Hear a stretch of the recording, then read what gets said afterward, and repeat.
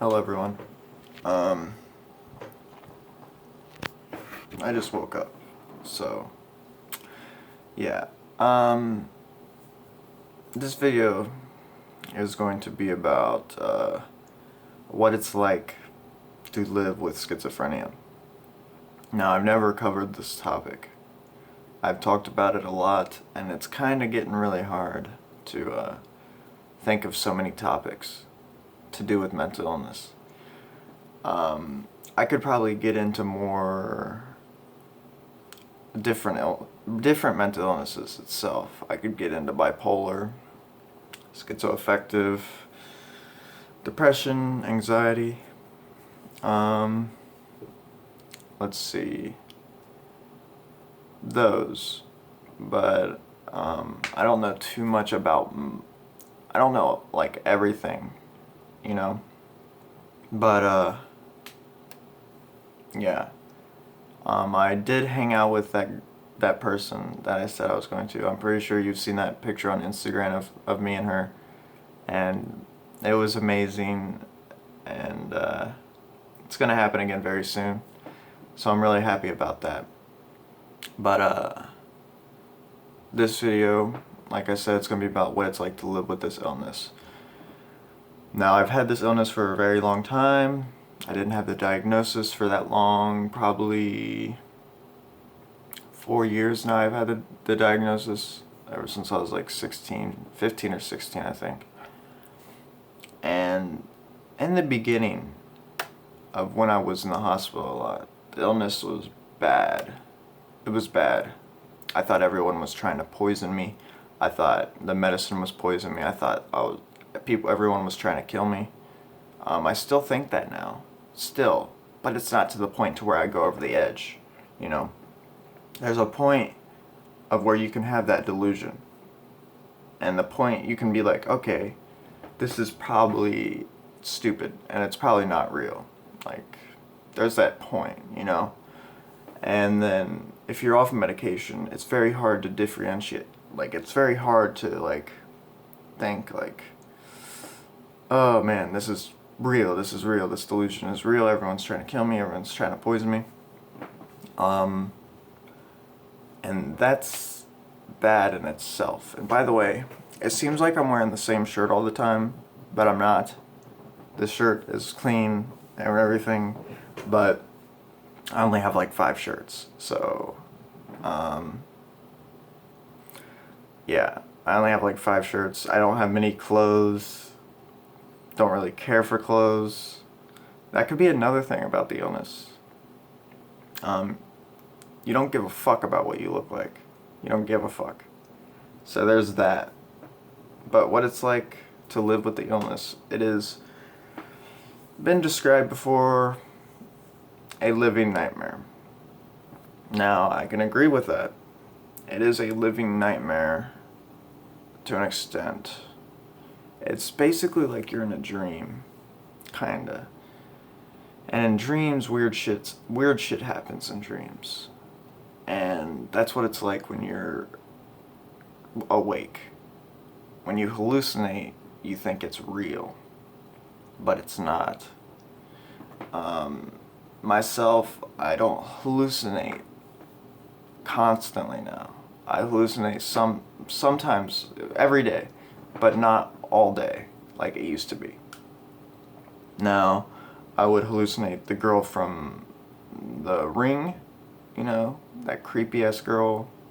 I don't hallucinate her that much anymore, but still sometimes it's usually like creepy ass like girls with like, I don't know, it's just creepy, and it doesn't make me feel good. It's just like, oh man, that's creepy. Like, you know, if you see a horror movie, or for example, and it's like, god damn, why is that girl so creepy looking? It's basically like that. I used to hallucinate bugs too, and I would feel it. I would like, I would have tactile hallucinations also, to where I can feel the hallucination. That, basically, it's just something you gotta live with, you know. And it's just, it does suck. But it's something you can get past easily. See, you have to deal with the negative symptoms of schizophrenia and the positive. Now, myself, I have a lot of negative and a lot of positive. A lot of negative right now. Yes, a lot of negative right now. And positive, I'm still very paranoid all the time. I'm always paranoid. Always. But not to the point where I'm like, oh man. You know, back then I used to think like everyone was trying to kill me, even my parents. Still kinda. So I would like put something against my door there, and I would just keep it like that.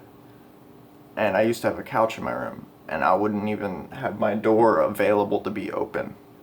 I would have it up against the door, so nothing could come in at any time, because it would make me uncomfortable, and I didn't want anyone to come in.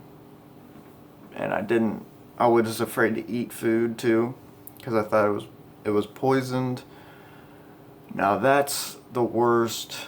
That's a lot of the worst for me, is that feeling of everyone's trying to kill me, and I don't appreciate that. I don't appreciate people trying to kill me. Now when I go outside back in high school actually, I was real jumpy. I was like, no one come near me, right? No one come near me because I can't trust you. And one time, someone like brushed past me, and I just jumped super bad. And they were like, what the fuck is wrong with you? And he didn't actually say that, but he like looked at me like, what? You okay, man? But this illness, it's very, very hard to live with. But it's only as hard as you make it, really. If you're on medication, I mean, that's another thing. The mental health system really needs to fix their medication. Because it started off as fucking animal tranquilizers. Still kind of is, makes you fucking tired, makes you groggy, makes you like a zombie. And that's not a fun feeling. And that's what it's like. It's not fun. It is like a living nightmare. Because you don't know when what's going to happen. You don't know what you're going to see. You don't know what you're going to hear. You don't know what your delusion's going to be. You don't know what your paranoia is going to be that day. It's unpredictable. The illness itself is very unpredictable. But you gotta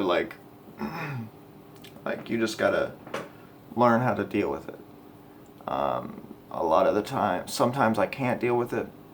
When I'm trying to sleep, for example, and I'm hallucinating like crazy, and I hear so many voices. That's really annoying, especially when I'm trying to sleep. I can't, like, why does it have to come when I'm about to sleep? Like, come on.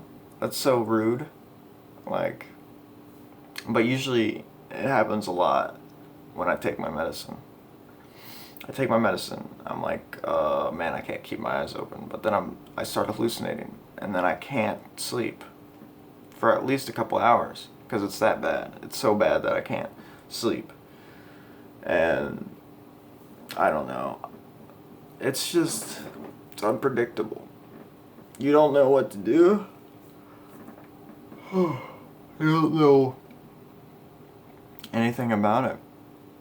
And you just gotta live with it for the rest of your life, perhaps.